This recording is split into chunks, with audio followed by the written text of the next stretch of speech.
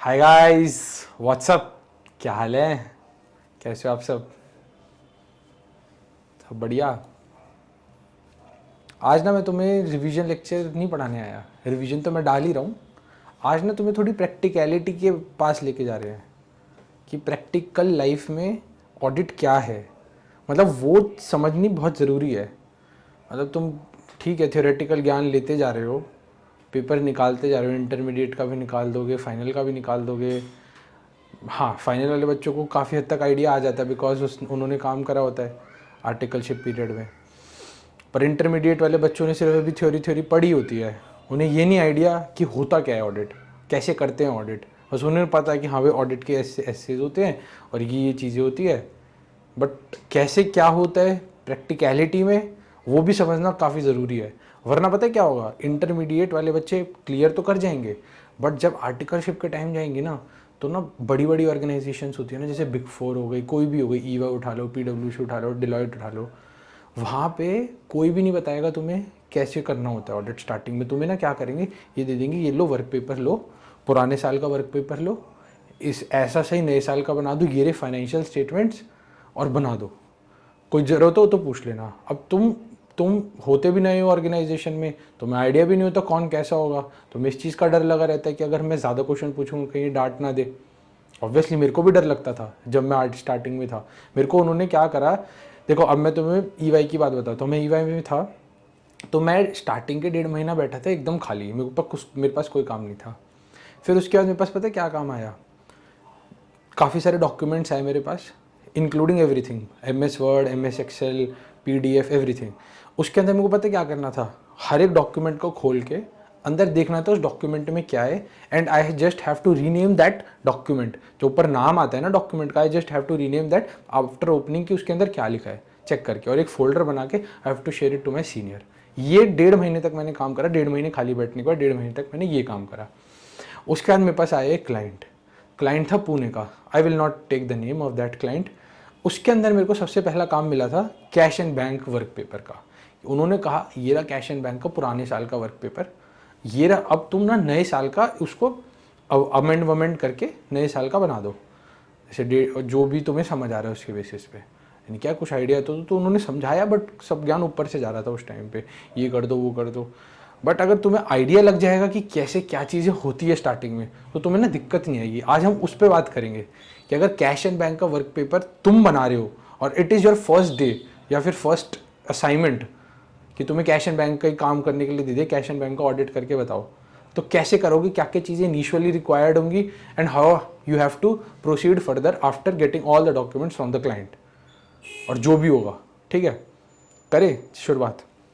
तो मैं तुम्हें ना सबसे पहले ये बताता हूँ कि एज अ ऑडिटर पर्सपेक्टिव क्या होता है। मतलब सबको पता है ऑडिट करते हैं, फाइनेंशियल स्टेटमेंट्स को ऑडिट करते हैं, क्या होता है कैसे होता है ना, वो एक बार थोड़ा आइडिया देता हूँ। तो ना ये ऑडिट रिपोर्ट है, ये ना वैसे ही है एनुअल रिपोर्ट ऑफ रिलायंस। अब मैंने ना इसके अंदर ना फाइनेंशियल स्टेटमेंट्स वाला पार्ट निकाल लिया।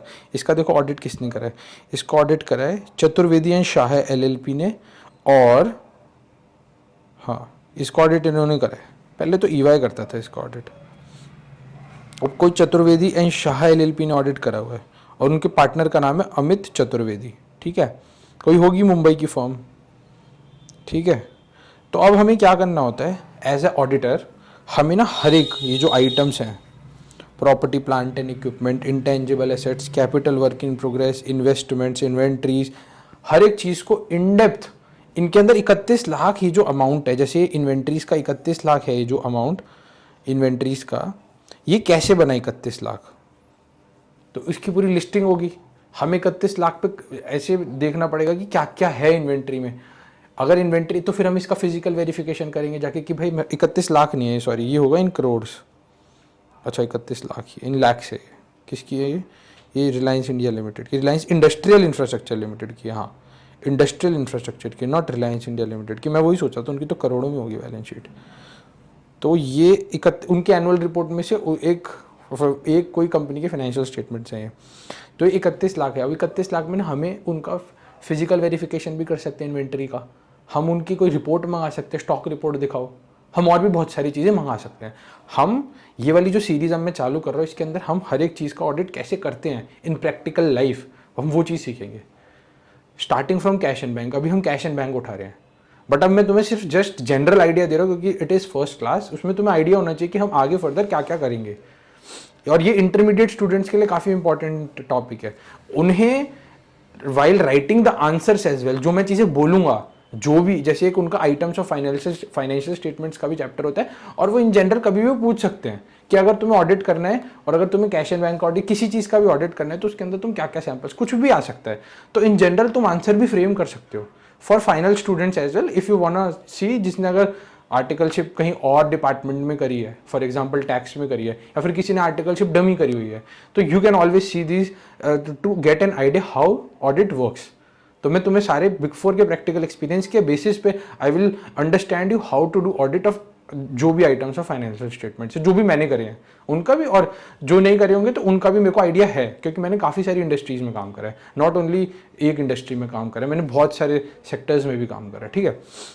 तो जैसे मैंने तुम्हें इन्वेंट्रीज का एग्जांपल दिया, अब जैसे इन्वेस्टमेंट्स है, इन्वेस्टमेंट्स में हम देखेंगे कि भाई ये 4458.51 लैक्स की क्या है इन्वेस्टमेंट्स, इसके अंदर क्या क्या है, कि मतलब तुम्हारी शेयर्स में पैसे लगे हुए हैं, डिबेंचर्स में पैसे लगे हुए हैं, या तुमने कहीं पे और इन्वेस्ट करे हुए हैं, उनकी सारी लिस्टिंग मंगाएंगे क्लाइंट से, फिर एक एक आइटम को देखेंगे।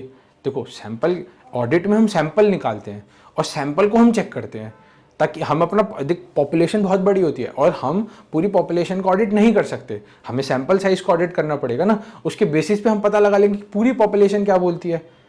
जो भी पूरी पॉपुलेशन है वो एक छोटा सैंपल लेके हम पता लगा लेंगे, हम रैंडम उठा सकते हैं, काफ़ी सारे जो रैंडम सैम्पलिंग में तुमने पढ़ा भी होगा, जो सैंपल टेक्निक्स होती है, एक चैप्टर है ना, और कौन सा है उसका, ऐसे बताओ मेरे को कमेंट बॉक्स में लिख के, 530 है ना, जिसके अंदर सारे टेक्निक्स होते हैं, audit, random sampling, haphazard sampling and everything.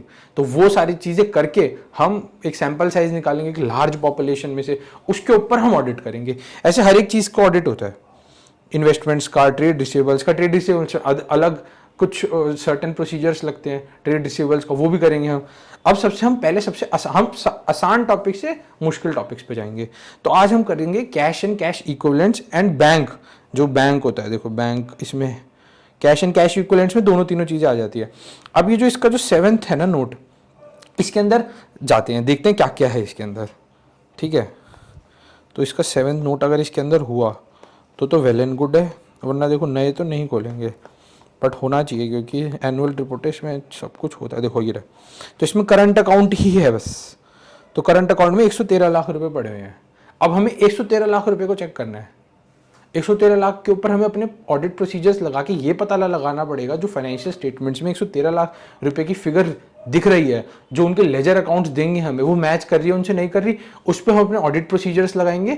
उसके बाद हम ये सर्टिफाई करेंगे कि हाँ भाई इनके कैश एंड बैंक एकदम सही है, ठीक है। अब तुम्हें समझ आया कैसे। अब हमने जैसे 7th ये जो फाइनेंशियल स्टेटमेंट्स में ऊपर दिखा रहा था 113 लाख रुपए का फिगर, कहाँ पे है, आ गए, ये रहा, है ना, 113.68 लाख का फिगर्स था, और वो 7th वाले हम उस पे गए नोट पे और हमें दिख गया ये रहा कि 113 लाख है। सिर्फ इसके अंदर करंट अकाउंट का बैलेंस है, तो हमें सिर्फ करंट अकाउंट का बैलेंस पे ऑडिट करनी पड़ेगी। क्या ऑडिट प्रोसीजर्स होंगे? अब मैंने ना एक एग्जाम्पल ऐसा उठाया है जो मैंने खुद बनाया है, उसकी बेसिस पे मैं तुम्हें बताऊंगा कैश एंड बैंक ऑडिट कैसे करते हैं, ठीक है। चलो अब आ जाते हैं वहाँ पे। अब ये है एक वर्क पेपर उठाया मैंने, जो मैंने खुद डिज़ाइन करा है फॉर यू ओनली। अब कैसे क्या करना है उसके ऊपर हम देखते हैं। तो वर्क पेपर है कैश एंड बैंक बैलेंस का, ये जो दिख रहा है ना नीचे, पूरा वर्क पेपर का मैंने यहाँ पे इमेजेस लगाई है, पहले बना के फिर इमेजेस लगाई है, ताकि आइडिया लग जाए कि कैसे बनाते हैं वर्क पेपर, वो भी सब बताऊंगा।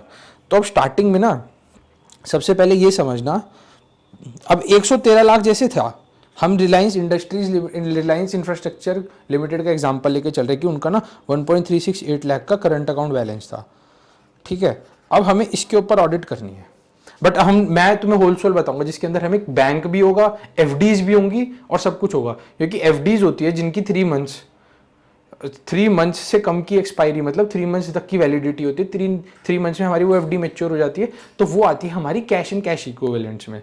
और जो हमारी other cash and cash equivalents होते हैं, अदर बैंक बैलेंसेज, उसमें आती है 3 महीने से लेके 12 महीने तक की एफडी, ठीक है। जैसे एक मिनट एग्जांपल देता हूँ, 0 to 3 आएगी कैश एंड कैश इक्विवेलेंट्स में, जब हम फाइनेंशियल स्टेटमेंट्स देखेंगे ना, ये तुम्हें मैंने जैसे दिखाया, जैसे अब कैश एंड कैश इक्विवेलेंट्स में अभी तो करंट अकाउंट बैलेंस है, अगर यहाँ पे कोई एफडी आती तो यहाँ पे भी एफडी आ जाती, जस्ट नीचे करंट अकाउंट के जस्ट नीचे हम एफडी का बैलेंस भी डाल देते, अगर उसकी 3 मंथ्स तक की लॉक इन होता, या 3 मंथ्स तक के बाद वो हमारी मेच्योर हो जाती है एफडी। और अगर वो नहीं होती तो एक ना कैश एंड कैश इक्विवेलेंट्स का अदर बैंक बैलेंसेस का भी आइटम होता है, वो इस केस में है इसलिए नहीं क्योंकि उनका कोई होगा नहीं, तो वो ऐसे जबरदस्ती तो दिखाएंगे नहीं। तो कैश एंड कैश इक्विवेलेंट्स के एक साथ ही एक अदर बैंक बैलेंस होता है, उसके अंदर और भी अकाउंट आते हैं, प्लस में एफडी जिनकी मेच्योरिटी 3 मंथ्स के और 12 मंथ्स के बीच में होती है, तो वो आती है हमारी अदर बैंक बैलेंस में। ठीक है, काफ़ी बार वो लिंक्ड एफडीज भी होती है। लिंक्ड एफडीज होती हैं, फॉर एग्जाम्पल मान लो हमारे करंट अकाउंट में 0 बैलेंस है, अब हमने कोई चेक लगवा दिया जिसकी पेमेंट होनी है, तो हमारी वो एफडी अपने आप टूट जाएगी और उसको पेमेंट हो जाएगी। तो बैंक को ऐसे स्टैंडिंग इंस्ट्रक्शंस होते हैं लिंक्ड एफडीज के केस में। लिंक्ड, मैं लिख भी देता हूँ, लिंक्ड एफडीज होती हैं जो कि कैश एंड बैंक के इक्विवेलेंट ही होती हैं, समझ गए। अब जो 12 महीने से ऊपर होती है वो आती है फाइनेंशियल एसेट्स में।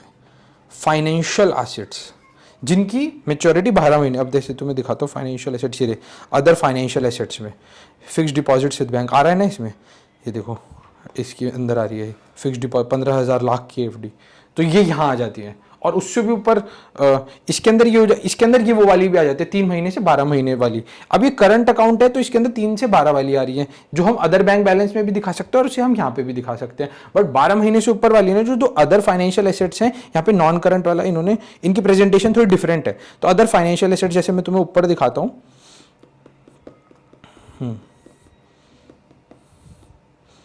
हाँ, तो जो फाइनेंशियल एसेट्स ऊपर दिख रहे हैं इन्वेस्टमेंट्स, अगर 12 महीने से ऊपर किया ना तो ये हाँ नॉन करंट में दिखाएंगे। Other financial assets non current में 12 मंथ्स एंड अबव वाली एफडी, और 3 से 12 वाली हम बैंक बैलेंस में और फाइनेंशियल एसेट्स में दिखाते हैं। ये डिपेंड होता है ऑडिटर के ऊपर, तुम कैसे दिखा रहे हो, प्रेजेंटेशन है ये, कहीं पे भी दिखा सकते हो तुम। ये दोनों इक्विवेलेंट प्रेजेंटेशन है, कभी भी चेंज हो जाती है गाइडलाइंस के बेसिस पे, और वैसे चेंज होती नहीं है। आई मीन कभी भी ऑडिटर अपने पर्सपेक्टिव से कभी भी चेंज कर सकता है, और ये मैनेजमेंट और ऑडिटर की कॉल होती है। ठीक है, चलो अब हम चालू करते हैं कि कैसे करते हैं। अभी मैंने तुम्हें बता दिया कि क्या होता है। ठीक है, अब हम आते हैं कि अगर अब हमें ऑडिट करना है तो हमें क्या क्या चीज़ों की रिक्वायरमेंट होगी। देखो, तुम अगर जैसे तुम ऑडिटर हो, मान लो मैं ऑडिटर हूँ और तुम्हें ऑडिट करना है, मैं तुम्हें सिखा रहा हूँ ऑडिटर, मैं तुम्हें आइडिया तो होना चाहिए ना कि क्या क्या चीज़ें तुम्हें मांगनी है क्लाइंट से। पता है बिग फोर में क्या होता था, तुम बोल दे कैश एंड बैंक ऑडिट है, अपनी रिक्वायरमेंट लिस्ट निकाल दो। अरे भाई मेरे को पता ही नहीं है कैसे ऑडिट करते, तो मैं रिक्वायरमेंट लिस्ट कैसे निकालूंगा, क्या होता है, क्या मांगोगे, तुम्हें आइडिया ही नहीं होगा। तुम पहली बार ऑडिट करोगे ना किसी भी चीज़ का, तो तुम्हें आइडिया कैसे होगा। तो इसके अंदर देखो क्या क्या मांगते हैं। पहले सबसे पहले मांगेंगे हम भाई लेजर अकाउंट।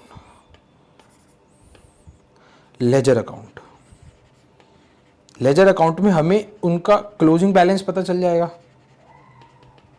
ठीक है, लेजर अकाउंट से क्लोजिंग बैलेंस पता चल जाएगा। फिर हम मांगेंगे बैंक स्टेटमेंट्स। भाई जितने भी तुम्हारे अकाउंट्स हैं उन सबकी बैंक स्टेटमेंट्स दे दो मेरे को। एक रिक्वायरमेंट हुई लेजर अकाउंट, ठीक है, एक हुई बैंक स्टेटमेंट्स, तीसरी हुई बैंक कॉन्फर्मेशंस। तो बैंक कॉन्फर्मेशंस का ना रोल अब इसलिए ज्यादा बढ़ चुका है बिकॉज तुमने ने केस सुना होगा IL&FS का, बहुत बड़ा फ्रॉड का केस हुआ था। उसमें सारे ऑडिटर अंदर जेल में चले गए थे बिकॉज उन्होंने ऑडिट ढंग से नहीं करा था। अब ऑडिटर ने ढंग से क्या नहीं करा था, उन्होंने इतनी ज़्यादा FD फ्लक्चुएट करके दिखा दी थी, उन पर प्रूफ ही नहीं था, एविडेंस ही नहीं था कि ये और इतनी FDs हैं, ये आई कहाँ से। मान लो 1000 करोड़ की FD थी, आई कहाँ से, उन पर एविडेंस ही नहीं था इसका। बैंक कन्फर्म करता है हर चीज़, और बैंक अथॉरिटी देता है, मतलब क्लाइंट जो है बैंक को अथॉरिटी देता है कि तुम अगर ऑडिटर का कोई कंफर्मेशन जा रहा है तो तुम्हें उस पर ओके लिखना है, अगर कोई डिफरेंस हो तो बताना है। तो ऐसे अथॉरिटी देता है। तो अगर बैंक क्लाइंट के साथ मिलके अगर बढ़ा रहा है तो क्लाइंट की वो बैंक की भी गुद्दी पकड़ेंगे और क्लाइंट की गुद्दी भी पकड़ेंगे। डिफरेंस कहाँ आ गया भाई, यहां से पकड़ लेंगे ऐसे कि भाई ऐसे आएगी पुलिस और यहां से पकड़ लेगी क्लाइंट को भी और बैंक को भी, चलो भाई दोनों को धर लेंगे। अरे भाई दोनों फ्रॉड करने बैठे हो। इसलिए बैंक नहीं करेगा ये सारी चीजें, बैंक कभी क्लाइंट के साथ हाथ नहीं मिलाएगा, बिजनेस के लिए हाथ मिलाएगा, फ्रॉड के लिए कभी हाथ नहीं मिलाएगा, क्योंकि बैंक भी अंदर जा सकता है फिर क्लाइंट के चक्कर में। तो बैंक कन्फर्मेशंस मांगेंगे। 2 तरह की कन्फर्मेशंस होती है, एक होती है डायरेक्ट कन्फर्मेशन और एक होती है इनडायरेक्ट कन्फर्मेशन। तो जो डायरेक्ट कन्फर्मेशन होती है ये ना ऑडिटर खुद भेजता है, मेल करता है या फिर खुद जाता है लेने, और एक होती है इनडायरेक्ट कॉन्फर्मेशन, ये होता है क्लाइंट बेस्ड, क्लाइंट कंफर्म कर देता है कि मेरा कितना बैलेंस है। तो हम ये दोनों चीज मांगेंगे। तो 3-4 रिक्वायरमेंट बन गई हमारी मोटा मोटी। लेजर अकाउंट मांगेंगे, बैंक स्टेटमेंट्स मांगेंगे, डायरेक्ट कॉन्फर्मेशन मांगेंगे और इनडायरेक्ट कॉन्फर्मेशन मांगेंगे। ये हो गया केस करंट अकाउंट का। अगर यार हमारी हर चीज टैली हो रही है, क्योंकि लेजर अकाउंट से ट्रायल बैलेंस बना होगा, और ट्रायल बैलेंस लेजर अकाउंट से ही ट्रायल बैलेंस बना होगा, ट्रायल बैलेंस से बैलेंस शीट बनी होगी, है ना। पीएनएल में तो कुछ इंटरेस्ट जाएगी, इंटरेस्ट की अगर इनकम हुई तो करंट अकाउंट में कोई इंटरेस्ट आता नहीं है। अब वो एफडी वाली बात करते हैं, वो भी आते हैं अभी हम। तो टोटल हमारी मोटा मोटी कितनी, एक तो हो गया लेजर अकाउंट, चलो ठीक है मैंने यहाँ पे लिख दिया है। तो करंट अकाउंट में हमने लेजर अकाउंट मांगा, बैंक स्टेटमेंट्स मांगी, बैंक कॉन्फर्मेशंस मांगी, कौन कौन सी डायरेक्ट कॉन्फर्मेशंस और इनडायरेक्ट कॉन्फर्मेशंस, और उसके बाद हमने डायरेक्ट कॉन्फर्मेशन कौन मांगेगा, ऑडिटर डायरेक्टली, और इनडायरेक्ट कॉन्फर्मेशन हमें क्लाइंट देगा। तो टोटल 4 रिक्वायरमेंट्स हो गई। और करंट अकाउंट, और एक हम मांगेंगे बैंक रिकॉन्सिलिएशन स्टेटमेंट। क्या होता है, डिफरेंस आता है बुक्स के अंदर बैंक, और ना बैंक मेरे को, अब तो मैं एक प्रैक्टिकल एक्सपीरियंस की बात करता हूँ, मेरे को ना जाते ही बोल रहे थे बैंक रिको आ गई।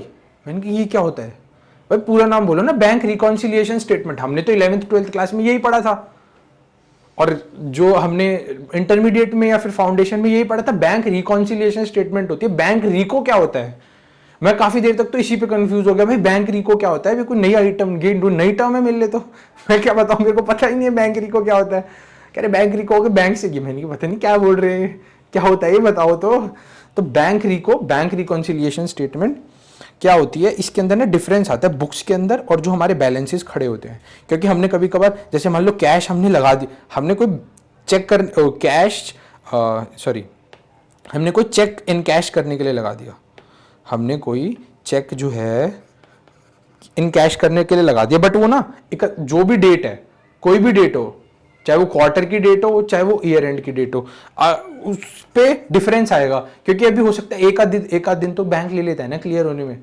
कोई भी ट्रांजैक्शन को एक आध दिन बैंक ले सकता है क्लियर होने में, तो वो डिफरेंस आ रहा है। तो उसकी बैंक रिकॉन्सिलिएशन स्टेटमेंट के आइटम्स जो भी है, हमें बैलेंस एज पर बुक्स, जैसे मान लो अगर हम बैलेंस एज पर बुक्स से चल के, बैलेंस एज पर बुक्स से चल के बैलेंस एज पर बैंक, तो इसके अंदर कुछ प्लस होगा, कुछ माइनस होगा, कुछ प्लस होगा, कुछ माइनस होगा, फिर आके ये आंसर आएगा। ये और हमें चाहिए होता है ये वाला, तो हम ये उल्टा चलते हैं। यहाँ पे हमने हमेशा ये पढ़ा कि बुक से हमें बैंक का अमाउंट टैली करना होता है प्लस माइनस करके। अब यहाँ पे होगा बैंक का अमाउंट होगा हमारे पास और बुक्स का अमाउंट हमें टैली करना होगा, तो हम बैंक रिकॉन्सिलिएशन स्टेटमेंट के थ्रू हम टैली कर सकते हैं। तो ये वाली रिक्वायरमेंट हो जाती है। टोटल 5 रिक्वायरमेंट हो गई, ledger account, bank statements, direct confirmation, indirect confirmation और bank reconciliation statements. Got it. ये है, अब तुम्हारा करंट अकाउंट का तो ऑडिट हो जाएगा। अब एफडी की बात, पहले करंट अकाउंट का ऑडिट देखते हैं, या फिर चलो एफडी की भी मैंने रिक्वायरमेंट बता देता हूँ। तो एफडी के अंदर क्या मांगूंगे, अब क्या होता है बैंक के पास एफडीज भी होती है, मतलब सॉरी क्लाइंट्स, जो हमारे बड़े बड़े क्लाइंट्स होते हैं उनके पास एफडीज भी बड़ी बड़ी होती हैं। तो हमें ना एफडीज के केस में क्या करना पड़ता है, वही बैंक कॉन्फर्मेशन मांगेंगे भाई, और उनका लेजर अकाउंट तो इसमें भी लगेगा। तो बैंक कॉन्फर्मेशन मांगेंगे कि बताओ भाई कितनी एफडीज है इस क्लाइंट की। एफडी में फ्रॉड हुआ था आईएलएफएस का, इसलिए ऑडिटर की कस दी गई है कि भाई सबसे ज्यादा, और बैंक कॉन्फर्मेशन पे ना बहुत स्ट्रिक्ट एक्शंस लेने लग गए कि बैंक कॉन्फर्मेशन तो तुम्हें लेनी लेनी है, बहुत इंपॉर्टेंट एरिया हो चुका है कैश इन बैंक, जब से आईएलएफएस का फ्रॉड हुआ था। तो कॉन्फर्मेशन लेते हैं, अब हर एक क्लाइंट पे लेते हैं, चाहे वो छोटा हो चाहे बड़ा हो। तो बैंक कॉन्फर्मेशन भी एफडी, मतलब जो क्लाइंट अगर बोलता है तो बैंक उसको भी अथॉरिटी देता है कि अगर वो एफडी का भी बैलेंस कंफर्म करने के लिए बोल रहे हैं auditor, then you have to give that balance. तो बैंक कन्फर्मेशन एफडी का भी होगा। एक होता है एफडी सर्टिफिकेट, तो सर्टिफिकेट बनता है अगर कोई तुम एफडी कराते हो ना, तुम खुद भी इंडिविजुअल, तो भी एक सर्टिफिकेट मिलता है, तो वो सर्टिफिकेट भी तुम मांग लो। उसके बाद तुम्हारे लेजर अकाउंट्स में तो अमाउंट आती है, और लेजर अकाउंट्स में, और जो बैंक स्टेटमेंट्स होती है ना उसमें भी अमाउंट आ जाती है। तो ऑलमोस्ट सेम ही रिक्वायरमेंट हो गई, बस एक एफडी सर्टिफिकेट एक्स्ट्रा हो गया। तो बैंक स्टेटमेंट्स होती है ना उसमें भी आ जाती है चीज़ें। बस एक एडिशनल चीज़ क्या होती है एफडी में, एक होता है इंटरेस्ट सर्टिफिकेट। क्योंकि देखो जो हमारे करंट अकाउंट होते हैं ना, जो बड़े बड़े क्लाइंट्स होते हैं और करंट अकाउंट पर ऑपरेट करते हैं, सेविंग अकाउंट किसी का भी नहीं होता है। तो एफडी के केस में इंटरेस्ट आएगा, बट करंट अकाउंट के केस में कोई इंटरेस्ट नहीं आएगा। तो जो इंटरेस्ट सर्टिफिकेट की रिक्वायरमेंट है किस में आएगी, ये आएगी सिर्फ फिक्स डिपॉजिट्स के केस में, एफडी के केस में। करंट अकाउंट में कोई रिक्वायरमेंट नहीं होगी इंटरेस्ट सर्टिफिकेट की, क्योंकि उसमें कोई इंटरेस्ट नहीं आ रहा है। एफडी में इंटरेस्ट आ रहा है, हमने पैसा दिया है, 3 महीने के लिए दिया हो, 12 महीने के लिए दिया हो, 12 महीने से ज्यादा के लिए दिया हो, तो हमारा क्वार्टरली इंटरेस्ट हो, जो भी उनकी अग्रीड टर्म्स है एफडी के ऊपर, तो उस पर हमारे को इंटरेस्ट सर्टिफिकेट मिलेगा ना। बैंक सर्टिफाई करेगा कि मैंने इस क्लाइंट को इतना इंटरेस्ट दिया है, तो उसकी कंफर्मेशन इंटरेस्ट सर्टिफिकेट देगा बैंक। तो ये दो रिक्वायरमेंट, एक तो इंटरेस्ट सर्टिफिकेट की रिक्वायरमेंट और एक एफडी की एफडी सर्टिफिकेट, ये दो एडिशनल रिक्वायरमेंट है जो कि करंट अकाउंट और एफडी में डिफर करती हैं। समझ रहे हो तुम? ये दो रिक्वायरमेंट होते हैं। कंफर्मेशन जो है डायरेक्ट इनडायरेक्ट कंफर्मेशन, इसमें बिल्कुल सब कुछ सेम रहेगा। तो ये तुम्हारी इनिशियल रिक्वायरमेंट की चेकलिस्ट हो गई क्लाइंट से कि तुम ये सारी चीजें लोगे। और भी होती हैं, अगर और गहराई में जाना है ना, बताता हूं। फॉर एग्जाम्पल कोई नया अकाउंट खुला है तो तुम्हें चाहिए board resolution for new bank account. Board resolution companies के केस में कोई भी नया बैंक अकाउंट खुलता है तो तुम्हें बोर्ड रेजोल्यूशन के थ्रू खुलता है नया बैंक अकाउंट। ऐसे नहीं खुल जाता हवा में, आज चलो बैंक अकाउंट खोल के आते हैं, ऐसे नहीं खुलेगा। पूरी बोर्ड के जो भी बंदे बोर्ड ऑफ डायरेक्टर्स बैठेंगे, उसके अंदर एक रेजोल्यूशन पास होगा कि हम नया बैंक अकाउंट इस बैंक में, ये नंबर है हमारा और ये खुल रहा है हमारा बैंक अकाउंट, हम खोल रहे हैं। मतलब ऐसे नॉट बैंक अकाउंट नंबर तो अभी तक आएगा नहीं, बट हम बैंक ये बोलेंगे कि हम बैंक अकाउंट खोल रहे हैं, तो वो board resolution in case of new bank account opening. समझ गए? और अगर कोई बैंक अकाउंट क्लोज हो रहा है तो एक होता है क्लोजर लेटर, जो कि बैंक ही देता है, और ये तुम क्लाइंट को देता है। तो तुम क्लाइंट से मांग सकते हो कि भाई मेरे को क्लोजर लेटर भी दे दो, मुझे पूरी लिस्ट ऑफ बैंक अकाउंट्स दो, तुम्हारी लिस्ट ऑफ अकाउंट्स, चाहे वो ओपन है चाहे वो क्लोज है, तो मुझे पूरी लिस्ट दो कि क्या क्या है।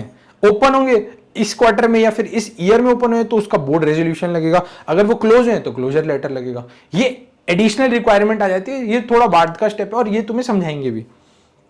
ठीक है, अब आते हैं कि वर्क पेपर पे कैसे काम करते हैं। तो ना सबसे पहले ना एक लीड शीट बनाते हैं, हर जगह अलग अलग नेम से होती है। तो अब मेरी फॉर्म में तो ये यूज होता था कि लीड शीट क्या होती है, तो लीड शीट होती है समरी शीट। ये होती है समरी शीट।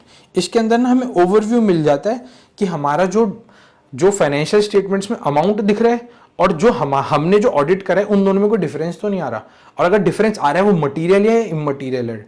इममटीरियल होता है जब हमारा थ्रेशोल्ड या फिर टॉलरेबल एरर रेंज, यार ये थोड़े और भी कंसेप्ट्स हैं, ये ना तुम थ्योरेटिकल भाषा में तुमने पहले पढ़े हैं सारी चीजें, तो उस पर मैं नहीं जा रहा अभी, क्योंकि मैं तुम्हें बैंक अकाउंट कैसे ऑडिट करते हैं अभी मैं तुम्हें सिर्फ वही समझा रहा हूं। तो ये समरी शीट होती है, इसके अंदर फाइनेंशियल स्टेटमेंट्स में जो अमाउंट आया और जो तुमने ऑडिट करा उसमें अगर कोई डिफरेंस आ रहा है तो उसका वेरिएंस निकालते हैं, आइदर इट इज मटीरियल और इममटीरियल। अगर मटीरियल है तो उस पर और ऑडिट प्रोसीजर्स करते हैं कि भाई क्या हो गया, इतना डिफरेंस क्यों आ रहा है। हो सकता है हमारी ही गलती हो, हमने ऑडिट गलत कर दिया हो, या हो सकता है मैनेजमेंट ने कोई झोल झपाटा कर रखा हो, उन्होंने कम चीजें दे रखी, उनके लेजर अकाउंट या फाइनेंशियल स्टेटमेंट टैली नहीं हो रहे। Reason can be anything, but हमें पहले मटीरियलिटी चेक करके पता लगाना कि बैलेंस जो है मटीरियल है इममटीरियल है। समझ गए? तो ये समरी होती है। मतलब ये ना फर्स्ट शीट होती है कोई भी एक्सेल की। देखो मैंने ना तुम्हारे लिए पूरा एक वर्क पेपर बनाया है, ठीक है। तो इसमें जैसे समरी शीट उठाई हमने कि भाई समरी शीट है, ये समरी शीट होती है, नाम होता है समरी, ऐसे लिखते ये है बट ये समरी शीट को डिनोट करता है, ठीक है। इसमें तुम्हारी एंटिटी का नाम आ जाएगा जिसमें भी तुम काम करो, कोई भी हो, XYZ कंपनी LLP, ठीक है। जो भी तुम्हारी फर्म का नाम है, मतलब ऑडिट फर्म का नाम, नॉट क्लाइंट। यहां पे आता है क्लाइंट का नाम, जो तुम क्लाइंट का ऑडिट कर रहे हो। या अगर तुम लिमिटेड रिव्यू कर रहे हो तो वो आ जाएगा, लिमिटेड रिव्यू क्वार्टरली होता है लिस्टेड क्लाइंट्स का। या फिर अगर तुम कर रहे हो लिमिटेड रिव्यू नहीं कर रहे, तुम कर रहे हो स्टैट्यूटरी ऑडिट, जो 1 साल में एक बार होते हो, तो यहाँ पे स्टैट्यूटरी ऑडिट आ जाएगा, statutory audit for year ended so and so. ये जैसे दिसंबर का मैंने उठा लिया, ऐसे एग्जाम्पल बनाना था, मैंने बना लिया, ठीक है।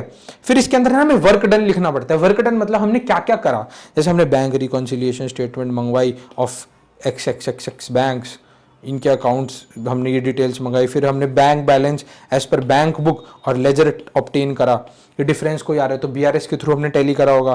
फिर हमने बैलेंसेस की डायरेक्ट कॉन्फर्मेशंस मंगाई, इनडायरेक्ट कॉन्फर्मेशंस मंगाई। FDR मतलब फिक्स्ड डिपॉजिट रिसीट्स या फिर FDR certificates, fixed deposit certificates, वो हमने क्लाइंट से लिए, चेक करा रिस्पेक्टिव अमाउंट FD का ठीक है नहीं है। इंटरेस्ट चेक करा, ठीक है, और अपनी वर्किंग से खुद से चेक करा, और जो क्लाइंट ने या फिर बैंक ने सर्टिफिकेट दिए उससे भी चेक करके बताया, डबल चेकिंग हुई। हमने खुद रिकैलकुलेट करा। देखो रिकॉम्पिटिशन भी मैंने तुम्हें, अगर तुमने मेरी क्लासेस देखी होगी जिसमें ऑडिट एविडेंस वाला भी मैंने बात करी थी, तो एक ना रिकॉम्पिटिशन भी होती है जिसके अंदर हम रिकॉम्प्यूट करते हैं इंटरेस्ट को रिकॉम्प्यूट करते हैं। जैसे फॉर एग्जांपल एफडी का, मान लो हमने 1 लाख रुपए की एफडी करा रखी है और 3 महीने में उसकी मैच्योरिटी है और 10% का ब्याज है, तो 10% के हिसाब से 3 महीने का जो भी ब्याज बनता है, जो भी बनता है, तो वो अमाउंट और जो सर्टिफिकेट इंटरेस्ट जो बैंक दे रहा है वो डिफरेंस तो नहीं आ रहा उसमें कोई, तो दोनों का हम डिफरेंस टैली करेंगे कि भाई डिफरेंस आना तो नहीं चाहिए और आता भी नहीं आया डेली, तो वो हमारी रिकॉम्पिटिशन से डबल चेकिंग हो जाती है। तो देखो मैंने इसको सारा को साफ कर देता हूँ ताकि बाद में दिक्कत ना आए, ठीक है। तो ये हमने पहले वर्क डन भी लिख दिया। ये एक्सेल शीट है, Excel sheet, first Excel sheet, उसमें हमने पहले ये सब लिखा, वर्क डन लिखा, कंक्लूजन कि अगर कोई कंक्लूजन में डिफरेंस, क्योंकि कैश एंड बैंक में ज़्यादातर कभी डिफरेंस नहीं आता है, तो हमने लिख दिया नो एक्सेप्शंस आइडेंटिफाइड। अगर कुछ मेजर डिफरेंसेस आते हैं तो हम यहाँ पे लिख देंगे कि हाँ भाई इस बैंक अकाउंट के अंदर इतना डिफरेंस था, इसके अंदर हमने सब कुछ ले लिया तो उसके बाद भी डिफरेंस आ रहा था। मेजर डिफरेंस आता है तो चल, माइनर डिफरेंस तो इग्नोर कर सकते हैं, मेजर डिफरेंस का तो रीजंस बताना पड़ेगा ना। तो अब जैसे कैश एंड कैश इक्विवेलेंट्स है ना, यहाँ पे देखो अब, हाँ, तो अब जैसे इसके अंदर 2 अकाउंट होते हैं, करंट अकाउंट होता है, एस्क्रो अकाउंट होता है। अब एस्क्रो अकाउंट पे जाना है नहीं जाना है, मेरे हिसाब से अभी कोई फायदा नहीं है अगर तुम्हें एस्क्रो अकाउंट के अंदर लेके जाऊँ तो अभी हम सिर्फ करंट अकाउंट की बात करते हैं, ठीक है। तो करंट अकाउंट की हम बात कर रहे हैं, तो करंट अकाउंट में जो भी बैलेंस आ रहा था और हमारा मान लो करंट अकाउंट में सेम बैलेंस आ रहा था। अब मैंने ना ये देखो, ये किस में बने हुए हैं, ये बने हुए हैं मान लो इन लैक्स, ठीक है। तो ये 452 का जो बैलेंस आया ये आया हमारी वर्किंग से, ये हमारा लिंक है पीछे। अगर तुम C.1 देखोगे ना, इसके अंदर एक C.1 भी होगा, तो C.1 देखोगे ना, जैसे नीचे आके ये देखो C.1, तो C.1 ये है, तो C.1 के अंदर ने डिफरेंस आया हमारा डिफरेंस आ रहा है जो हमने लेजर अकाउंट या फिर BRS से हमने जो बैलेंस निकाला, और जो ये हमारा आ रहा है एज पर फाइनेंशियल स्टेटमेंट्स, जो फाइनेंशियल स्टेटमेंट्स है और जो हमने अपनी वर्किंग से जो बैलेंस निकाला है उसमें भाई 292 का डिफरेंस आ रहा है, 292 लैक्स का। भाई कितनी मटीरियलिटी, तो बहुत ज़्यादा डिफरेंस हो गया। और ये इमटीरियल का साइन होता है, मैंने जस्ट ऐसे लगा दिया, बट ये मटीरियल है, इसमें M आ जाएगा, इस पर ये डैश नहीं लगेगी, इसका मतलब है मटीरियल डिफरेंस है, इस पे हमें फर्दर ऑडिट प्रोसीजर्स करने पड़ेंगे। ये डिफरेंस आया कैसे भाई, ये तो डिफरेंस आना ही नहीं चाहिए था, इतना डिफरेंस कैसे आ रहा है, हो सकता है कोई गलती हो गई हो, ये तो मैंने एनोनिमस एग्जांपल है, वैसे कोई डिफरेंस आता नहीं है। और ये हम कंपेयर करते हैं कि भाई ये था मान लो कोई भी, ये सितंबर 30 होगी करंट ईयर की और ये मार्च 31 होगी प्रीवियस ईयर की, उसके अंदर हमने वेरिएंस निकाला, देखो तो भाई 37% का वेरिएंस आ रहा है। अब हमें ये पता लगाना पड़ेगा कि ऐसा क्या हो गया कि बैंक बैलेंस इतने से गिर गया, क्या हो गया ऐसा, पहले 714 से 452 कैसे रह गया, समझ रहे हो ना, ये डिफरेंस इतना ज्यादा कैसे आ गया, उसमें हमें फर्दर ऑडिट की भाई क्या हुआ क्या ऐसा। अब जैसे अदर बैंक बैलेंस में तुम्हें बता रहा था with original maturity more than 3 months but less than 12 months, ये अदर बैंक बैलेंस में दिखा रहे हैं ना, ऐसे दिखाते हैं इसमें हम, हाँ ये फाइनेंशियल एसेट्स में करंट में भी दिखा सकते हैं बट अदर बैंक बैलेंस में भी दिखा सकते हैं। जो हमने फाइनेंशियल स्टेटमेंट्स निकाले थे उसके अंदर नहीं था अदर बैंक बैलेंस, तो हम क्यों जाएंगे उसके अंदर, वही सेम प्रोसीजर करें इसके अंदर, वही करंट अकाउंट या फिर एफडी होती है इसके अंदर, करंट अकाउंट तो नहीं होते बैंक बैलेंस, यहाँ तो एफडी होती है ज़्यादातर। अब एफडी का ये बैलेंस आ रहा है, उस पर हमने जो ये तो रिक्वायरमेंट नहीं थी, अब हम ये सारी रिक्वायरमेंट मांग लेंगे, एफडी सर्टिफिकेट दो, बैंक कंफर्मेशन दो, ये बता दो मेरे को कि भाई ये जो 19,738 रुपए का जो अमाउंट आ रहा है इन लैक्स, ये कैसे आ रहा है, इसकी बैंक कंफर्मेशन दे दो भाई मेरे को, इसका एफडी सर्टिफिकेट दे दो, लेजर अकाउंट से टैली करा दो, बैंक स्टेटमेंट में दिखा दो, इंटरेस्ट सर्टिफिकेट यहाँ पे आ जाएगा, जो कि देखो इंटरेस्ट, क्योंकि क्या होता है देखो इंटरेस्ट अक्रूड ऑन एफडीज है ना, ये क्लब हो जाता है अदर बैंक बैलेंस में, तो जो हमारा एफडी का बैलेंस है ना और इंटरेस्ट दोनों एक साथ मिलके भी दिखाता है, कभी कभार बैंक अलग अलग भी दिखाता है, वो अपना इंटरेस्ट जो है खड़ा भी कर लेता है, अलग से भी दिखा देता है और दोनों को मर्ज करके भी दिखा देता है। तो हमारी प्रेजेंटेशन बोलती है हमें हर चीज का डीप एनालिसिस करने की वजह से हमें दोनों चीजें अलग अलग दिखानी है, चाहे बैंक एक साथ दिखा रहा हो, समझ गए। इसके अंदर भी फिर हमने क्या करा, हमने जो है डिफरेंस देख लिया, वेरिएंस, और भाई साहब 10%, चलो 10% तो ठीक है, अरे भाई साहब 65% का इतना कितना पैसा, इतना कितना इंटरेस्ट आ गया, मतलब कम हो गया इंटरेस्ट, एफडी तो ज्यादा कम, एफडी 10% से कम हो रही है बस, और इंटरेस्ट हमारा 65% से कम हो रहा है। क्या बिल्कुल ही खत्म एफडी करा दी थी क्या पहले, या इस बार बिल्कुल खत्म एफडी करा दी? ऐसा क्या हो गया? कोई इसमें घपला तो नहीं है?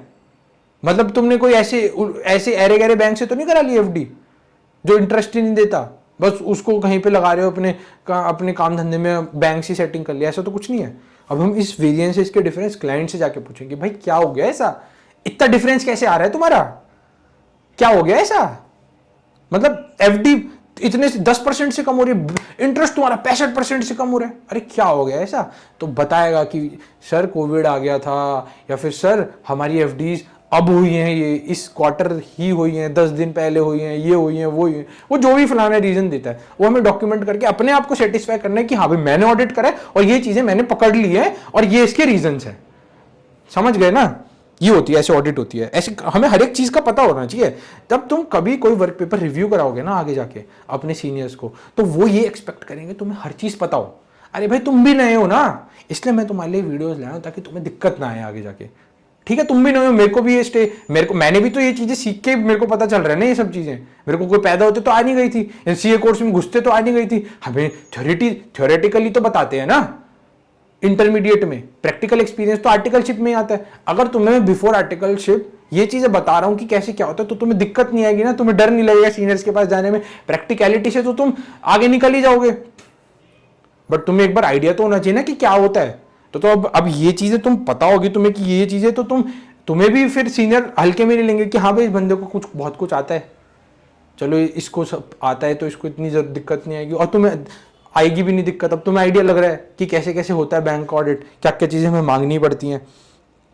ठीक है, ये हो गया। फिर हम एक सब लीड बनाते हैं, ये सब समरी मान लो, सब लीड इज सब समरी, सेम चीज, फॉर्म नेम, एंटिटी नेम, किसका है, लिमिटेड रिव्यू है, स्टैट्यूटरी ऑडिट है, फिर उसके अंदर वही सेम वर्क डन, ऑलमोस्ट हर जगह सेम लगा देते हैं, बस इसमें हमने लगा दिया पर वेरिएंस एनालिसिस भी करा हमने, फाइनेंशियल और बैंक स्टेटमेंट्स को, और जीएल अकाउंट नंबर जो भी है। ठीक है, कोई इसके अंदर वो कंक्लूजन्स में अगर कोई एक्सेप्शंस होती हैं तो बता देते हैं। तो इसके अंदर हमने ना, और इसके अंदर और गहराई में जाते हैं, इसमें ना हम बैंक अकाउंट नंबर भी लिखते हैं। जैसे जीएल अकाउंट नेम क्या है, मान लो कोई मान लो एचडीएफसी बैंक है, तो एचडीएफसी बैंक उसका अकाउंट नंबर, या फिर आईसीआईसीआई बैंक है उसका अकाउंट नंबर, ये लिखते हैं। तो इनके अंदर देखो, अभी हमने ऊपर देखा था उसके अंदर दिखा रहा था करंट अकाउंट, जो हमने ऊपर शीट देखी वो समरी हो गई, ये हो रहा है सब समरी। इसके अंदर करंट अकाउंट के अंदर भी कौन कौन से करंट अकाउंट है, आईसीआईसीआई का, एचडीएफसी का, ये सब समरी हो गई ना, थोड़ी सी और खुल के हो गई। ठीक है, ऐसे अदर बैंक बैलेंस में इसमें एफडी बता देंगे, चलो आईसीआईसीआई से है, चलो इनकी हो सकता है एक से हो, किससे, स्टैंडर्ड चार्टर्ड से है, एचडीएफसी से है, किससे है, वो तो इसके अंदर यहाँ लिख देंगे उनके इंडिविजुअल अमाउंट्स। जैसे अब ये तो एक ही बैंक से होगी, तो इसके अंदर मान लो एक और बैंक की ये अमाउंट है, ये ऊपर समरी में जा रहा होगा, ये जो अमाउंट है ये ऊपर समरी में जा रहा होगा, यहाँ पे ये रहा, ये ऊपर समरी में गया अमाउंट, सब समरी से उठ के समरी में गया। समझ गए? ऐसे यहाँ अब यहाँ पे इंडिविजुअल आ गए थे बैंक अकाउंट, आईसीआईसी का यहाँ पे है, स्टैंडर्ड चार्टर्ड बैंक का है, एचडीएफसी का यहाँ पे है, और इन तीनों का टोटल यहाँ पे इंडिविजुअल लिख देते। जैसे फॉर एग्जांपल यहाँ पे 10,000 था, यहाँ पे 9,000 है, टोटल 19,000 बना और ये ऊपर डाल दिया। ऐसे करंट अकाउंट में आईसीआईसीआई का इतना है, इसका इतना है, ये टोटल करो, ये ऊपर डाल दिया, ये सब समरी हो गई। वो समरी हो गई, उसके अंदर सिर्फ करंट अकाउंट की बात कर रहे थे, करंट अकाउंट के अंदर कौन कौन से करंट अकाउंट है उसकी भी बात कर ली, हो गई ना सब समरी। यही होता है। जैसे एफडी का हो गया, अभी ये अदर फाइनेंशियल एसेट्स का हो गया, एचडीएफसी बैंक, एचएसबीसी बैंक की एफडी हो गई, 12 मंथ्स के लिए हो गई, या इंटरेस्ट एक्रूड नॉट ड्यू। अब इसके अंदर ये अमाउंट आ गया, ये वाला जो अमाउंट है ये भी ऊपर जा रहा होगा, ये पूरा अमाउंट जा रहा होगा 1329 का, दिखाता हूँ, ये पूरा अमाउंट यहाँ जा रहा होगा, कहाँ पे जा रहा होगा, ये देखो 1330, राउंड ऑफ कर दिया उसे। ठीक है, ये अमाउंट ऊपर जा रहा है, ऐसी हो गया। ऐसी अब ये फाइनेंशियल एसेट्स करंट में आ गए, फाइनेंशियल एसेट्स नॉन करंट में आ गए, मोर देन 12 मंथ्स वाले। इंटरेस्ट अक्रूड है, ये यहाँ पे दिखा दिया, वो प्रेजेंटेशन है, अब यहाँ पे इंटरेस्ट अक्रूड दिखा दिया हमने, ये पूरा अमाउंट उठ के ऊपर जा रहा होगा। ठीक है, ये हो गया। और ये क्योंकि हमारा इंटरेस्ट क्या होता है, अब जो हमारा इंटरेस्ट हम कमाते हैं होता क्या है, अदर इनकम होती है। देखो दो चीजें होती हैं, देखो अब तुम्हारे दो बात दिखाते हैं, प्रैक्टिकलिटी के हिसाब से बात करेंगे हम, हवा में बात ही नहीं करेंगे। ये जो फाइनेंशियल एसेट्स है ये भी हैं, फाइनेंशियल एसेट्स देख ली, इसके अंदर हमारी एफडी का इंटरेस्ट आ रहा है, और इसके अंदर FD more than 3 months but less than 12 months, जिनकी original maturity more than 3 months हो बट लेस देन 12 मंथ्स हो, तो वो अदर फाइनेंशियल एसेट्स में आ सकती है। और अदर बैंक बैलेंस में तो आती है प्रेजेंटेशन ऑफ द ऑडिटर। और अगर मोर देन 12 मंथ्स है तो फाइनेंशियल एसेट्स नॉन करंट में जाएगी ऊपर, तुम्हें दिखाया भी है भाई, देखो यहां पे ये मोर देन 12 मंथ्स वाली, ठीक है, तो ये ऊपर चली जाएगी यहां पे फाइनेंशियल एसेट्स। तो तुम्हारे ना 2-3 ऑडिट हो गए इसमें, कैश एंड बैंक का भी हो रहा है ऑडिट, अदर बैंक बैलेंस का भी ऑडिट हो रहा है, अदर फाइनेंशियल एसेट्स का भी ऑडिट हो रहा है करंट वाले, और other financial assets non current, अगर एफडी का अमाउंट है तो उसका भी ऑडिट हो रहा है। तो 4-5 चीजें, और एक और ऑडिट हो रहा है, दिखाता हूं, ये देखो अदर इनकम है ना, ये अदर इनकम का जो अमाउंट है 1288, इसके अंदर ही हमारा अदर इनकम जो इंटरेस्ट है एफडी के ऊपर वो भी आ रहा होगा, तो इसका भी ऑडिट हो गया हमारा साथ में। तुम समझ रहे हो ना मैं क्या कह रहा हूं, मतलब 4-4, 5-5, एक तीर और 5-5 निशान, एक तीर से 5-5 निशान लगा दिए हमने कैश एंड बैंक का ऑडिट भी कर दिया, बैंक बैलेंस का ऑडिट भी कर दिया, financial assets current non current का भी ऑडिट कर दिया, 4 चीजें हो गई, अदर इनकम का भी ऑडिट हो गया। अरे भाई साहब, तो तुम ऑडिटर बन गए भाई, ये चीजें सीख के तुम आधे तो ऑडिटर बन गए। अरे कैश एंड बैंक का ऑडिट करते तुम आधे ऑडिटर बन गए। और भी बहुत कुछ चीजें होती है, बट तुम्हें बहुत कुछ चीजें समझ आ जाएगी इससे, समझ गए ना। अब देखो अब क्या है, अब देखो अभी हमने समरी बनाई, अब सब समरी बनाई, अब ये बनती है लास्ट में, ये सारी चीजें लिंक्ड होती है। देखो ये जो अब C.1 है ना, ये C.1 पे हम मेजर काम करेंगे, ये जो मेजर काम है ना, ये सब कुछ बैलेंसेस कंफर्मेशन और ये सब यहां पे करेंगे हम, और ये सारा अमाउंट सब समरी से लिंक्ड है। मतलब ये जो अमाउंट्स हैं यहां पे, ये जो अमाउंट्स आ रहे हैं, ये देखो ये, और भी, हाँ इसके अंदर क्या हुआ, और समरी बन गई। इन्होंने क्या करा, ये जो करंट अकाउंट है इसकी अलग से शीट बना दी, ये खोलने वाली, ये प्रेजेंटेशन के बेसिस पे, ये शीट स्किप हो सकती थी, ठीक है, ये शीट स्किप हो सकती थी, इन्होंने कोड बना दी। अब हम आते हैं और थोड़ी अंदर गहराई में। अब जो 3 अकाउंट ऊपर हमने आइडेंटिफाई करे, जैसे फॉर एग्जांपल करंट अकाउंट में मैंने क्या बताया था, ICICI बैंक है, HDFC है, इनकी ना इंडिविजुअल शीट्स बनेंगी। अब वो इंडिविजुअल शीट्स पे आते हैं हम, ठीक है, सेम रहेगा ऊपर का सब कुछ, फॉर्मेट एकदम सेम रहेगा, जस्ट उसके अंदर वर्ड बैंक थोड़ा सा चेंज हो जाएगा, ठीक है। अब क्या होगा इसके अंदर, दिखाता हूं तुम्हें, net balance as per books कितना है, जो भी है, फिर इसके अंदर हमने BRS बनाया, cheques issued but not presented, cheques credited by bank but not reflected in bank, cheques deposited but not credited by bank, cheques debited by bank but not recorded. अब इससे हमारा बैंक स्टेटमेंट का balance आ गया। अगर चलो इसमें तो कुछ था नहीं, अगर यहाँ पे होती आइटम एक जगह ले रखा है मैंने, तो इसमें जो भी आया एक्स जो भी आया, ये अमाउंट आया, ये वाला अमाउंट हमारा बैंक स्टेटमेंट से वेरीफाई होना चाहिए। और यहाँ पे ना हम जैसे रेफरेंस डाल देंगे। अब तुम ऑडिट कर रहे हो तो तुम्हारे पास हर चीज का प्रूफ मेंटेन्ड होना चाहिए। तुमसे कोई पूछ ले कि भाई ये तुमने ऑडिट करा है तो उसका चीज कहां है, क्या कैसे करा ऑडिट, तो तुम्हारे पे बैंक स्टेटमेंट रेडी होनी चाहिए। बैंक स्टेटमेंट तुम्हारे पे इतने सारे डॉक्यूमेंट हो जाएंगे ना ऑडिट करोगे जब, तो तुम्हें नेम करना पड़ेगा हर एक डॉक्यूमेंट को, क्या नेम करना पड़ेगा। फॉर एग्जांपल अब जैसे मैं तुम्हें नेम करके दिखाता हूं कैसे नेम करना है। जैसे C.1.1 है तो यहां पे तुम लिखो C.1.1.HDFC बैंक एंड, और जैसे मान लो नाम दे दो कि फॉर एग्जांपल December 31 और 20 जो भी है। इससे सेव करोगे ना, एक बारी में फाइल मिल जाएगी। वो कहेंगे तुमने ये जो BRS बनाया है, चलो मैं कह रहा हूं BRS सही बनाया है, अब मेरे को बैंक स्टेटमेंट से ये अमाउंट टैली करा दो। तुम बोलोगे 1 मिनट सर, इस फाइल को ढूंढोगे, उसको खोलोगे, उस पर तुम्हें अमाउंट दिख जाएगा नीचे, क्योंकि तुमने टैली कर रखा होगा पहले। तुम्हें समझ आया, ऐसे होता है ऑडिट। तुमने बुक्स, ये होता है लेजर का, देखो ये हो गया लेजर का अमाउंट। लेजर का अमाउंट हमने सबसे पहले मांगा था, कहां पे मांगा था लेजर का अमाउंट, सबसे स्टार्टिंग में इनिशियल रिक्वायरमेंट में। ये देखो ये रहा लेजर अकाउंट, सबसे पहली रिक्वायरमेंट थी लेजर अकाउंट की, सबसे पहली रिक्वायरमेंट थी ना लेजर अकाउंट की। उस लेजर अकाउंट से फिर हमने क्या करा, हमने बनाया BRS। देखो ये रहा BRS बनाया हमने, प्लस माइनस जो भी है। फिर उसके बाद अमाउंट आया, वो बैंक स्टेटमेंट के बेसिस पे अमाउंट। अब बैंक स्टेटमेंट को हमें वेरीफाई करना पड़ेगा, बैंक स्टेटमेंट को वेरीफाई करना पड़ेगा ना कि वो इतना अमाउंट है नहीं है बैंक स्टेटमेंट BRS के बाद, वो बिल्कुल टैली हो गया तो ठीक है सब। और ये वाला अमाउंट जो लेजर वाला अमाउंट है, ये हमारी फाइनेंशियल स्टेटमेंट में ऊपर जो मैंने तुम्हें दिखाया था ना 113,68 113.68 इनिशियल, पीछे जाके एक बार देख लो। इनिशियली मैंने तुम्हें बताया था कि ऐसे bank cash and bank balance का अमाउंट है, तो ये वही वाला अमाउंट है, और हमने बैंक स्टेटमेंट से इसे वेरीफाई कर लिया। तुम्हारा एक बैंक अकाउंट का ऑडिट हो चुका है, तुमने बैंक स्टेटमेंट से टैली कर दिया। तुम यहां पे बैंक कॉन्फर्मेशंस का भी रेफरेंस दे सकते हो, वो करना ही है सब कुछ। यहां पे तुमने जैसे बैंक कॉन्फर्मेशन का ऐसे लिखा C.1.1 और डायरेक्ट कॉन्फर्मेशन, ये लिखना नहीं है हाथ से, ये तुम्हें टाइप करना है सब कुछ, टाइपिंग भी स्पीड तुम्हारी इंक्रीज हो जाएगी। डायरेक्ट कॉन्फर्मेशन HDFC बैंक और दिसंबर 31 20XX जो भी है, ठीक है। ऐसे तुमने डायरेक्ट कॉन्फर्मेशन का दिया, ऐसी इनडायरेक्ट का लिख दोगे, यहाँ पे इनडायरेक्ट कर दोगे, यहाँ पे आते इनडायरेक्ट हो जाएगा। तो तुम्हारी 3 जगह से ऑडिट हो गया। किस किस से? 3 जगह से। बैंक स्टेटमेंट से भी ऑडिट हो गया, डायरेक्ट कॉन्फर्मेशन से तुमने कंफर्म कर लिया बैलेंस, और इनडायरेक्ट कॉन्फर्मेशन से कंफर्म कर लिया बैलेंस। एक बैंक अकाउंट खत्म। समझ आया नहीं आया? है कुछ बता दो। इतना आसान होता है ऑडिट, बट तुम्हें इनिशियली नहीं पता होगा, क्योंकि तुम भी तो भाई, तुमने भी तो प्रैक्टिकलिटी पे अभी ध्यान ही नहीं देना, तुम तो थ्योरी थ्योरी कर रहे हो, क्योंकि नहीं होता उसमें इतनी चीजों का ज्ञान। अब हम बैठे क्यों हैं? हम क्यों बैठे हैं? मैंने सोचा कि अब ये तो पढ़ा ही रहे हैं रिवीजन लेक्चर, ये चीजों का भी ज्ञान देने में क्या बुराई है, ठीक है। अभी दूसरा बैंक अकाउंट है, होगा कोई, चलो पहले HDFC था, अब मान लेते हैं कोई अच्छा सा बैंक बताओ, तुम बताओ, चलो कमेंट सेक्शन में बताओ कौन सा बैंक लेना चाहिए। चलो मैं कुछ अपने हिसाब से बनाता हूँ, चलो कोई महंगा सा बैंक लेते हैं। कौन सा लें? HSBC ले लें? चलो HSBC ले लेते हैं, ठीक है। तो HSBC बैंक है ये, इसका ये अमाउंट है, इसमें देखो कुछ आया, ये देखो ये कुछ एंट्री आई, ये क्या है? Checks deposited but not credited by bank. हमने तो भाई देखो बुक्स में तो हमने ऐड कर लिया, जैसे देखो बुक्स में लेजर अकाउंट तुमने 11th-12th क्लास में पढ़ा होगा, जैसे चेक आता है हम तो क्रेडिट कर लेते हैं अपने बैंक अकाउंट में, हमने अकाउंट में क्रेडिट कर लिया, इतने से हमारा अमाउंट ज्यादा दिख रहा होगा बुक्स में, बट हमारा बैंक स्टेटमेंट इतने से कम दिख रहा होगा। तो बैंक स्टेटमेंट में अगर हमने 450 में से 1120 घटा है तो इतना ही दिख रहा होगा, 439 समथिंग, है ना।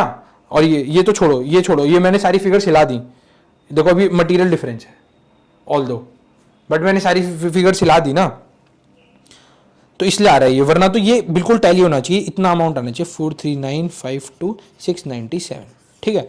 और ये तुम्हारा फिर इसके अंदर तुम वर्क पेपर का क्या रेफरेंस दोगे? वर्क पेपर का जैसे बैंक स्टेटमेंट का रेफरेंस दोगे, क्या दोगे? रेफरेंस दोगे C.1.2 है, इसको क्या लगा C.1.2 point HSBC bank, HSBC लिख दोगे, और वही दिसंबर 31 क्योंकि वो तो सेम ही चल रहा है, और ऐसी डायरेक्ट कॉन्फर्मेशन, ऐसी इनडायरेक्ट कॉन्फर्मेशन, तुम्हारे 2 बैंक अकाउंट का हो गया ऑडिट, ठीक है। तुम्हारा 2 बैंक अकाउंट का ऑडिट हो चुका है, आया तुम्हें समझ?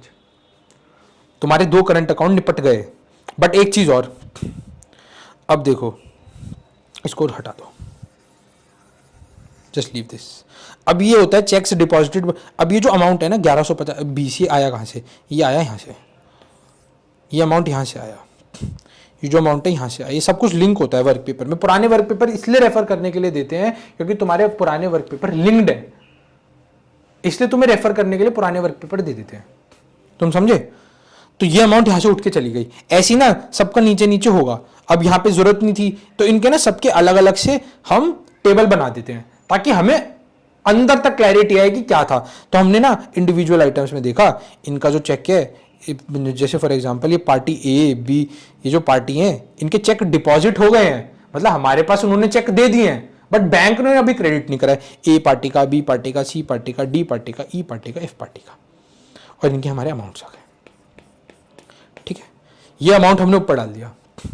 अब क्या होता है, हम ऑडिट कर रहे हैं मान लो कोई भी ईयर एंड पे, और ये होता है हमारा जैसे जो भी वो होती है ना कट ऑफ डेट, या तो दिसंबर हो या फिर मार्च हो, सितंबर हो, जून हो, ये कट ऑफ डेट्स होती है हमारी इन, क्योंकि क्वार्टर के लिए कट ऑफ डेट्स होती है जून, सितंबर, दिसंबर और मार्च, और ईयरली होते हैं मार्च।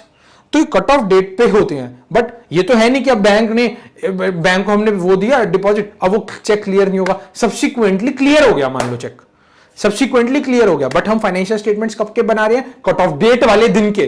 बैलेंस शीट डेट वाले दिन की बनती है, बाद की नहीं बनेगी बैलेंस शीट उस डेट की बनेगी। तो उसके बाद मान लो सब्सिक्वेंटली क्लियर हो गए ये चेक्स, उनकी डेट डाल देंगे यहाँ पे, XYZ इन डेट्स को क्लियर हुए हैं। ऐसी फिर इनका अगर तुमने सब्सिक्वेंट लेने से अगर कुछ तुमने एविडेंस ले रहा है, लेना चाहिए तुम्हें उनसे बैंक स्टेटमेंट है, तो फर्दर जो जैसे मान लो 31 मार्च को ऑडिट कर रहे हो तो तुम अप्रैल की बैंक स्टेटमेंट्स में वो चेक कर सकते हो कि भाई ये अमाउंट हमारा क्रेडिट हुआ है उस पार्टी के नाम से या नहीं हुआ है, और उसका यहाँ पे रेफरेंस लगा दोगे C.1.2 और अप्रैल और बैंक स्टेटमेंट, और वो जो भी है दिसंबर, मतलब तुम ऐसे लिख दो अप्रैल तो लिखा, सॉरी अप्रैल 31 या फिर जब की भी है अप्रैल 30, जो भी है मतलब बैंक स्टेटमेंट ऐसे हो गया तुम्हारा ऑडिट। ऐसी बैंक रिकॉन्सिलिएशन स्टेटमेंट हो गई ना, उसने हमें बताया कि यही आ रहा है, हमने बैंक रिकॉन्सिलिएशन स्टेटमेंट में इसका टेबल बना दिया, सब्सिक्वेंट क्लियरेंस चेक कर ली, हाँ भाई बोल तो रहा था सही, सब्सिक्वेंट क्लियर भी हो गई अमाउंट। और अगर कोई अमाउंट क्लियर नहीं हो, सब्सिक्वेंटली पूछेंगे भाई इतने दिन हो गए, क्या हो गया इस चेक का, क्या फाड़ फूड़ के खुद खा गए क्या, पूछेंगे उनसे हम। समझ गए ना, इसमें सब डालेंगे, डेट क्या है, क्या हुआ था ऐसा, क्यों दिया तुमने उसको अमाउंट, ऐसा क्या आना था, चेक नंबर डालेंगे, क्या है वो सब कुछ डाल देंगे। ठीक है, ये हो गया तुम्हारा बैंक रिकंसिलिएशन स्टेटमेंट और करंट अकाउंट का ऑडिट। अब आ जाते हैं, ऐसे ये सब होंगे ऑडिट। अब आते हैं हम एफडी का ऑडिट करने। एफडी का, एफडी ये प्रेजेंटेशन है, ये तुम्हारे हर जगह डिफरेंट होगी। प्रेजेंटेशन पे आज प्रेजेंटेशन पे कुछ बात नहीं है, जो तुम्हें स्टार्टिंग में बताई थी वो जेनरिक प्रेजेंटेशन है। अब जो अंदर वाली प्रेजेंटेशन है ये फॉर्म टू फॉर्म डिपेंड करती है, इंडिविजुअल टू इंडिविजुअल डिपेंड करती है, उसका दिखाने का तरीका कैसा है। यार तुम जब प्रेजेंट करते हो कोई भी आंसर, तुमने कुछ अच्छे से प्रेजेंट करा है, किसी तुम्हारे दोस्त ने कुछ डिफरेंट तरीके से प्रेजेंट करा होगा, ये तो डिपेंड करता है ना इंडिविजुअल, जो सब्जेक्टिव टर्म हो गई, तो इस पर हम बात नहीं करेंगे। अब हम बात करेंगे कि एफडी के अंदर कैसे ऑडिट करना है तुम्हारे को। ठीक है, मान लो ये देखो, ये कोई बैंक अकाउंट है, कोई सितंबर डेट है, इसको हटा दो, बैंक अकाउंट है, इसमें इतनी सारी एफडीज हैं, ओ भाई बहुत सारी एफडीज हैं, तो इनका इतने अमाउंट आ रहा है, अब इनका बैलेंस आ रहा है इतना, फिर स्टार्टिंग डेट है इसकी इतनी, ओपनिंग डेट है फलाना फलाना फलाना, इंटरेस्ट कैलकुलेटेड हमने जो भी है डेट तक करा, नंबर ऑफ डेज निकाले, एफडीआर बैलेंस निकाले, इंटरेस्ट रेट ये है। अब ये मैं तुम्हें बताता हूँ क्या है। ये लास्ट टॉपिक है हमारा आज का, कि इंटरेस्ट हमें एफडी का ऑडिट कैसे करना होता है। अब ये जो डिपॉजिट है, ये हमने अमाउंट डिपॉजिट कराया, हम क्या करेंगे इसका, हम इसका एफडी सर्टिफिकेट मांगेंगे, उससे हमें पता चल जाएगा कि हाँ भाई बंदा सच बोल रहा है। ठीक है, समझ गए। इसका हम अमाउंट का वेरिफिकेशन कैसे करेंगे, एफडी सर्टिफिकेट से। हमने स्टार्टिंग में मांगा था, तुम्हें दोबारा क्यों दिखानी पड़ती है बात, तुम मेरे को कमेंट सेक्शन में लिख के बता देना भाई, तुम्हें समझ आती है बात, तो फिर मैं बार बार नहीं बताऊंगा। एफडी सर्टिफिकेट, हमने बैंक कंफर्मेशन मांगी, लेजर अकाउंट मांगे, बैंक स्टेटमेंट्स मांगी, इंटरेस्ट सर्टिफिकेट मांगा, तो इसमें एफडी सर्टिफिकेट आ रहा है ना, और इसमें हम बैंक कंफर्मेशन के थ्रू कर लेंगे। और लेजर अकाउंट तो उन्होंने दिया, ये लेजर अकाउंट ही चिपकाए हैं, ये लेजर अकाउंट चिपका दिया कि डिपॉजिट इतना हुआ था, उन्होंने कहा सितंबर में इतना अमाउंट खड़ा है, लेजर अकाउंट है। अब इसको हमें वेरीफाई करना है कि फाइनेंशियल स्टेटमेंट में जो अमाउंट जा रहा है वो ठीक है या नहीं है, उसके लिए हमें एफडी सर्टिफिकेट मंगानी पड़ेगी, इंडिविजुअल एफडीज की। जैसे हमने इसकी, हम सिर्फ एक की बात करेंगे तो सबका सेम होगा, इसकी मंगा ली, इससे हमारा अमाउंट बैलेंस चेक हो गया। उसके बाद हमें पता चल गया कि आज अगर वो कोई भी कट ऑफ डेट का कर रहे हैं, मान लो ये एफडी हुई थी 21/6/2020 को, और हम फाइनेंशियल स्टेटमेंट्स बना रहे हैं मान लो दिसंबर में, तो दिसंबर 31 के, तो डिफरेंस जितना आया, मान लो कितने महीने हो गए, ये देखना कितने महीने हो गए, जून जुलाई अगस्त सितंबर अक्टूबर नवंबर दिसंबर, टोटल हो गए 7 महीने, 7 × 30 210 दिन। अब 210 दिन हो गए, अब ये कैसे है डेज पता नहीं, जो भी है 210 दिन हो गए, तो हम यहाँ पे 210 लिख देंगे। ठीक है, 210 प्लस में जो भी 5 6 8 9 दिन है, तो 219 दिन हो गए। और ये जो इंटरेस्ट है, ये जो इंटरेस्ट रेट है, ये हमारा कहाँ से वेरीफाई हो जाएगा, एफडी सर्टिफिकेट्स में। इसमें इंटरेस्ट रेट भी आता है, इसमें अमाउंट भी वेरीफाई हो गया और तुम्हारा इंटरेस्ट रेट भी वेरीफाई हो गया, और तुम्हारा वो भी पता चल जाएगा कि कौन से उस तक है तुम्हारा, ये कौन से कब तक तुम्हारी एफडी हो रखी है, तो वो डेट है, स्टार्टिंग है एंडिंग डेट है, वो भी पता चल जाएगी तुम्हें। समझ गए, ये तुम्हारा उससे पता चल जाएगा, एफडी सर्टिफिकेट से। तुम्हारा इंटरेस्ट का रेट कितना है, नंबर ऑफ डेज अभी तक कितने हुए हैं, तुम क्या करोगे, इस अमाउंट को उठाओगे, एक्स अमाउंट जो भी है, मैं लिख नहीं रहा इतनी बड़ी फिगर, इनटू में 4.5%, इनटू में 219, अपॉन में 365, तो जो तुम्हारा इंटरेस्ट का अमाउंट है, ये वाला जो इंटरेस्ट का अमाउंट आएगा XYZ, जो भी इंटरेस्ट का अमाउंट आएगा, तुम्हारा इंटरेस्ट ये होना चाहिए, वो उस पर टीडीएस कटा होगा, तो अमाउंट जो कंफर्म करेगा बैंक वो इतना करेगा, वो बैंक बोलेगा तुम्हारा जो इंटरेस्ट है ये वाला नहीं, हाँ, तो तुम्हारा वो बैंक ने नेट ऑफ टीडीएस कंफर्म करेगा अमाउंट। नेट ऑफ टीडीएस कैसे कंफर्म करेगा, मान लो 10 रुपये का था इंटरेस्ट, 1 रुपये का टीडीएस, तो 9 रुपये का तुम्हारा इंटरेस्ट है, ये इंटरेस्ट सर्टिफिकेट में बैंक कंफर्म कर देगा। ठीक है, तो तुम यहाँ पे एक और कॉलम बना सकते हो, यहाँ पे इंसर्ट करके एक और कॉलम बना सकते हो, इंटरेस्ट सर्टिफिकेट, कि भाई इंटरेस्ट सर्टिफिकेट जो है बैंक का ये आया है। समझ गए, इससे तुम्हारा क्या होगा, इंटरेस्ट का भी हो गया कैलकुलेशन, इंटरेस्ट इनकम है उसका भी तुम्हारा ऑडिट हो गया, इंटरेस्ट सर्टिफिकेट से तुमने वेरीफाई कर लिया, एफडी का अमाउंट है तुमने एफडी सर्टिफिकेट से वेरीफाई कर लिया, इंटरेस्ट रेट है वो भी तुमने सर्टिफिकेट से वेरीफाई कर लिया। अब आती है बात लेजर अकाउंट में जो बैलेंस आ रहा है और तुम्हारे अगर इंटरेस्ट, जैसे क्या होता है प्रेजेंटेशन है अलग अलग इंटरेस्ट दिखा रखा है, एफडी से अलग इंटरेस्ट दिखा रहा है तो वेल एंड गुड, अगर साथ में दिखा रखा है तो तुम टोटल कर दोगे, इंटरेस्ट प्लस में एफडी का अमाउंट तुम्हारा जो है ये टप्पा मार के पता है कहां जाएगा, ये टप्पा मार के जाएगा, इंटरेस्ट है जो एफडीआर बैलेंस प्लस में जो इंटरेस्ट है ये टप्पा मार के टोटल करके, ये टप्पा मार के डायरेक्ट सीधा समरी सब समरी में चला जाएगा यहाँ पे, ठीक है।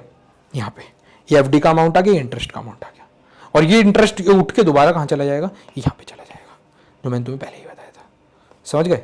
इंटरेस्ट इनकम है ये वाली इंटरेस्ट इनकम ये यहाँ आ जाएगी, और अगर कोई इंटरेस्ट रिसीव हो गया होगा तो इंटरेस्ट एक्रूड हो गया।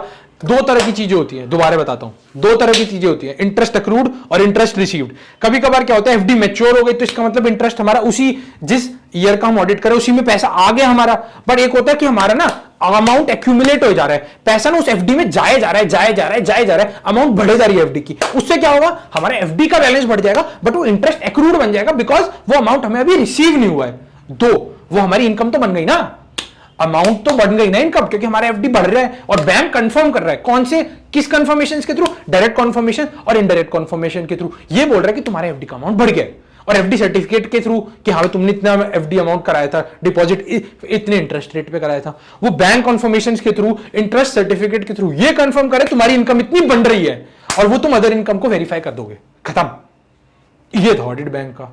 अब तुमने क्या सीखा, देखो इनिशियली हमने लेजर अकाउंट से लेजर अकाउंट बनाए, बैंक स्टेटमेंट्स मांगी, बैंक रिकॉन्सिलिएशन स्टेटमेंट्स मांगी, ठीक है, फिर उसके बाद ऐसी हमने एफडी का भी मांगा सब कुछ, फिर हमने क्या करा जो लेजर अकाउंट्स उन्होंने दिए, समरी हो गई, मैंने समरी से सब समरी पे गया, सब समरी से फिर मैं किस पे गया, बीआरएस पे गया, इंडिविजुअल करंट अकाउंट पे आ गए थे, फिर इंडिविजुअल एफडीज पे आ गए थे। हमें तो हर एक चीज का ऑडिट करना है ना, क्रिटिकल एरिया, क्यों क्रिटिकल एरिया बना था मैंने तुम्हें इसका एग्जांपल भेजा था, किसकी वजह से, आईएलएफएस की वजह से, और भी काफी सारे फ्रॉड्स हुए थे, बट ये सबसे बड़ा फ्रॉड था इस टाइम का जिसकी वजह से ऑडिटर्स अंदर चले गए थे।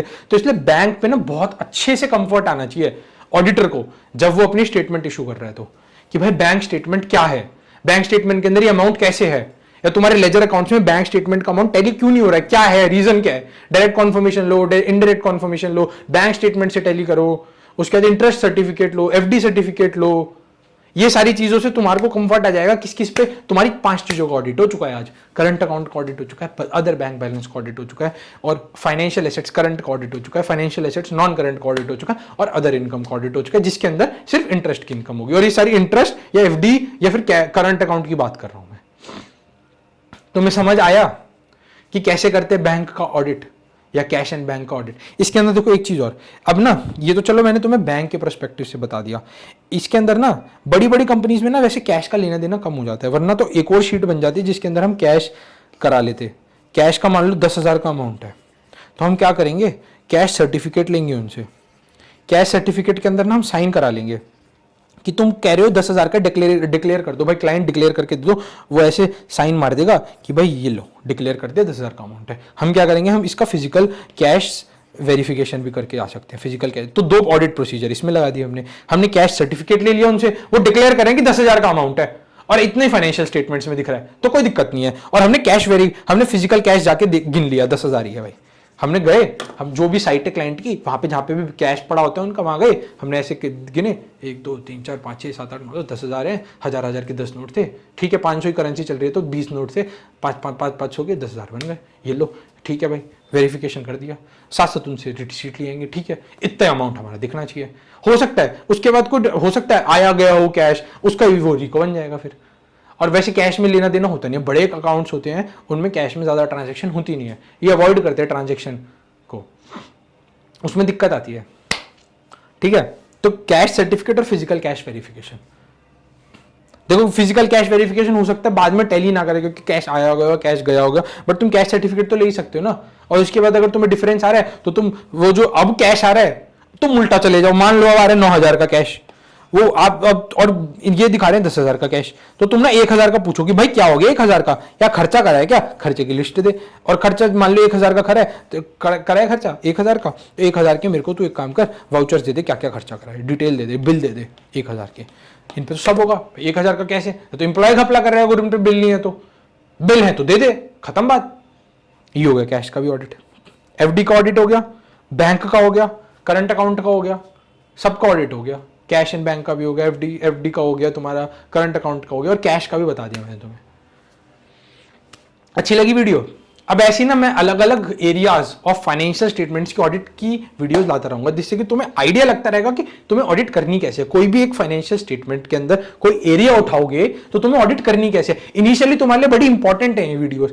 जो इंटरमीडिएट से आर्टिकलशिप का जो फेज है ना, तुम्हें स्टार्टिंग के 1 साल में बड़ी दिक्कत आएगी, नहीं आता समझ चीजें, नहीं आता, कोई नहीं समझाता। इन वीडियोस को देखोगे तो अच्छे से क्लैरिटी होगी। ठीक है, अगर वीडियो अच्छी लगी हो, अगर वीडियो अच्छी लगी तो लाइक करो, सब्सक्राइब करो, कमेंट करके मेरे को बताओ कैसी लगी वीडियो। अपने दोस्तों को भी शेयर करो जिनकी आर्टिकलशिप चालू होने वाली है अभी, या जिनकी चालू हो गई और जिनको अभी स्टार्टिंग में दिक्कत आ रही है, उन्हें भी वीडियो दो, उन्हें भी बताओ कि कैसे हमने सीखा है ऑडिट।